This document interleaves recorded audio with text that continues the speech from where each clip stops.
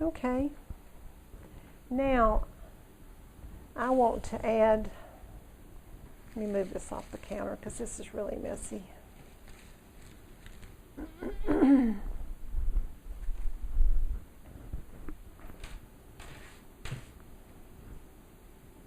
all this.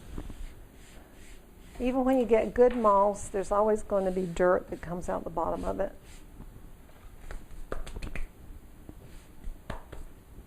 Now we've still got, I saved some greens because I knew we were going to need some. I'd like something coming out from underneath the birdhouse right in there. And that's a perfect one. Now I'm going to run my glue down the side of the stem on both sides.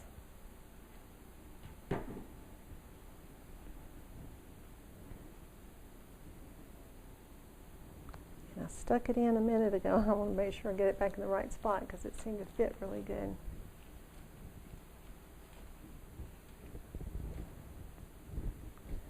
And we've still got, I saved some greens from that last video if you'll remember because I knew we were going to need some. And this is some of the greens, some of the greenery that came from my favorite vendor. The whole pack of 6 of these is less than $3. So it makes it very, very easy to make a wreath that you can sell and earn some money on. Now, we've got a bad place right up in here. I do need some moss back after I moved it over there.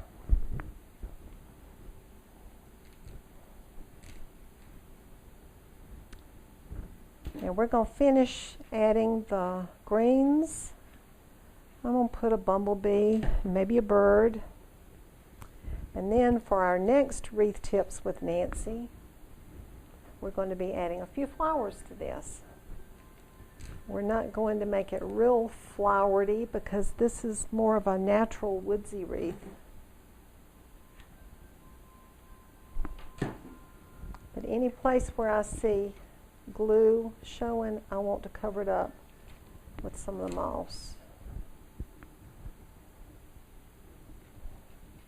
And you know what? You'll probably do this too, but now that I look at this, I don't like this going right across the front of my birdhouse. So I'm going to bend it there. I like that much better.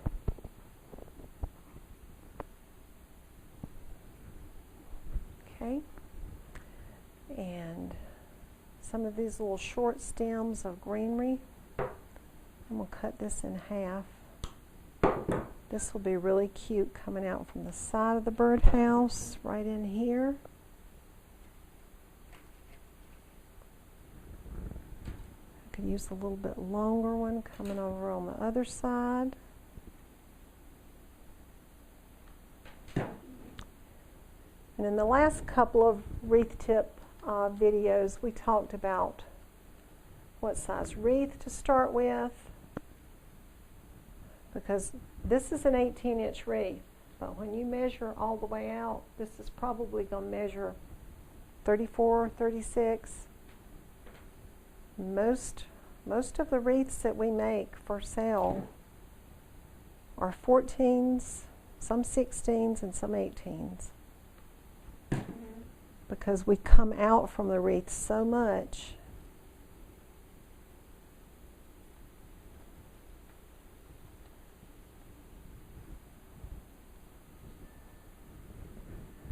Okay. Now these are really cute. We save everything. These came out of the center of a fern, the little curly fern fronds. I'm going to use a couple of these together, and I'm going to put one of these little 2-inch picks on it. I'm going to pull it on very tightly, and I'm going to put some green, moss green tape on it,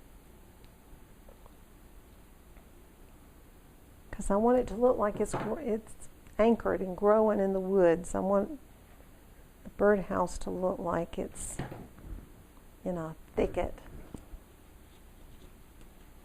And you would see little wild stuff like this growing out in the woods like that.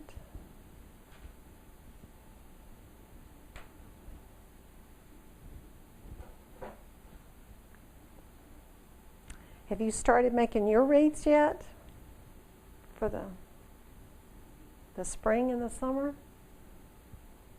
I know our ladies that are in our membership site, our coaching site, Best of Nancy, have been making a lot of wreaths and they're really selling them. And if you've never made a wreath before, with this series of tips from Nancy, we're showing you from start to finish. The first one is putting the honeysuckle in your wreath. The second one is putting greenery. The third one is putting your birdhouse. And then the fourth one will be adding the flowers at the end. So we'll go all the way through a wreath from start to finish.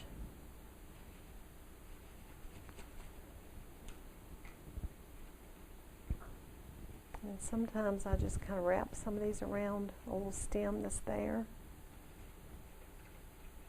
because that didn't seem to stick in there tightly. So if I wrap it, it'll stay a little bit better.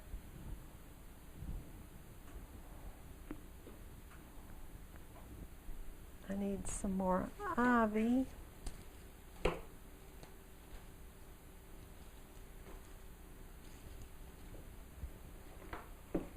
And I need some grass.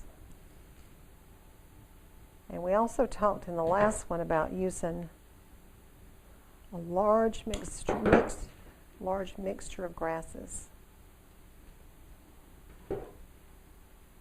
The more you use, the more natural it looks.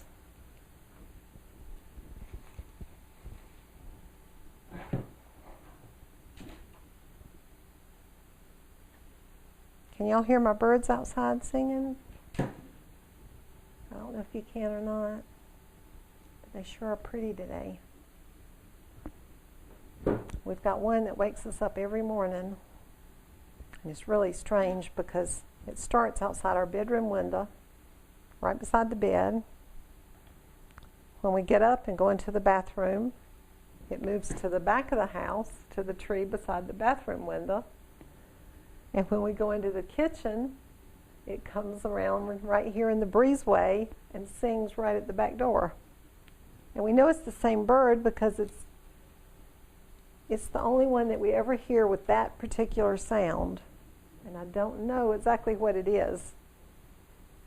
And it's dark when it's singing, and I don't hear it during the day, only early in the morning when it's still dark. Because I have to get up at 5 o'clock with my husband every morning. It's pretty early. Okay, I'm adding some more grasses. And I've got a spot right down here. You see any? My friend Kim is filming today again, y'all. You see any more spots, Kim? Sometimes, y'all, when you're working right up on it like I am, you can't actually see if you've got a blank space unless you back away.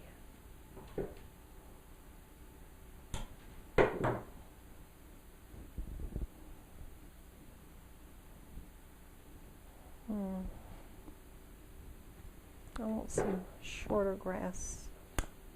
I love these little short things. They're really cute too. I want it coming out right there.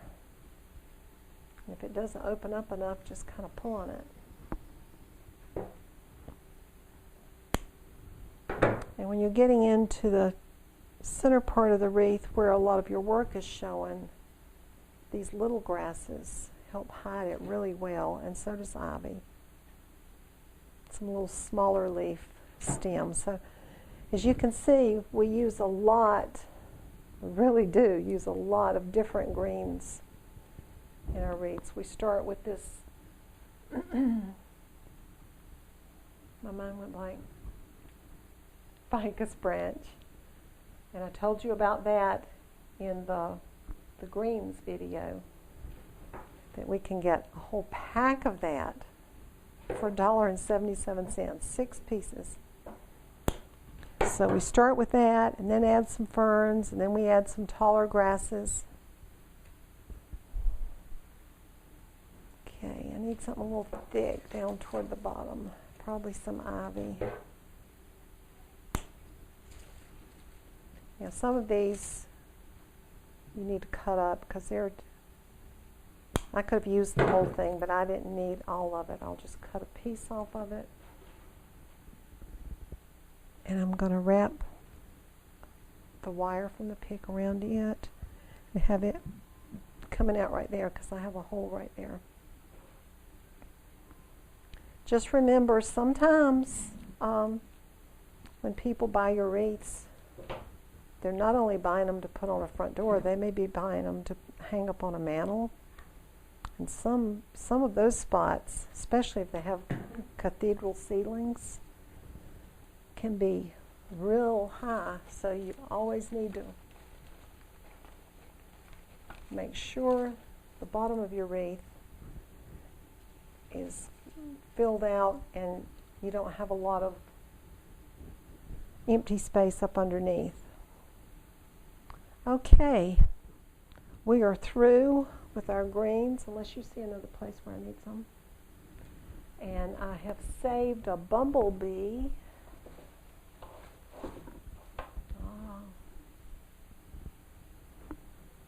These are very dear, I want y'all to know.